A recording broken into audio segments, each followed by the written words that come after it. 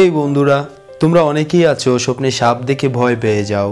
তো মায়াজালের আজকের এই ভিডিওতে তোমরা জানবে যে কিভাবে এবং স্বপ্নে সাপ দেখলে কি হয়, তার ফলাফল কিংবা তাবির কি হতে পারে। আজকের ভিডিওতে আমি কিন্তু এই বিষয়টা আলোচনা করব।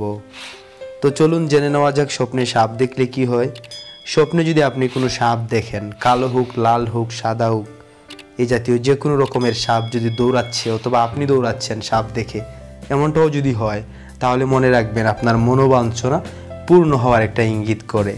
এবং যদি দেখেন কোনো স্বপ্ন মারতে দেখছেন, আপনি অনেক সময় বীর পুরুষের মতো যদি সর্পকে মারেন, তাহলে কি হবে তার ফলাফল? তাহলে হবে যে আপনার আশা পূর্ণ হতে পারে।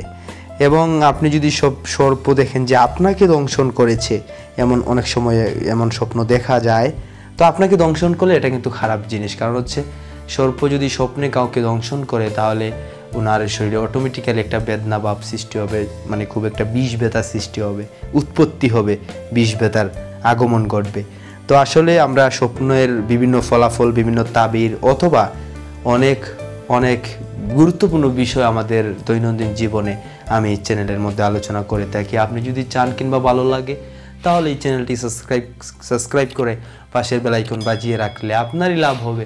এতে আপনিই সবচেয়ে বেশি বেনিফিটেড হবেন বলে আমি মনে করছি। তো এই ছিল আজকের স্বপ্নে সাপ দেখার কিছু ফলাফল বা কিছু ইঙ্গিত কিংবা ইশারা। আর স্বপ্ন হচ্ছেই একটা ইশারা কিংবা ইঙ্গিত, যা চতুর্থ আসমান থেকে মালিকুর রাইয়ান নামক একজন ফেরেশতা আল্লাহ পাক এই স্বপ্নের মাধ্যমে মানুষকে, মুমিনদেরকে ইঙ্গিত করে থাকেন। তো আশা করি বুঝতে পারলেন। ভালো থাকেন, সুস্থ থাকেন, নিজের খেয়াল রাখেন, সেই শুভকামনায় আজকের মতো বিদায়। আল্লাহ হাফিজ।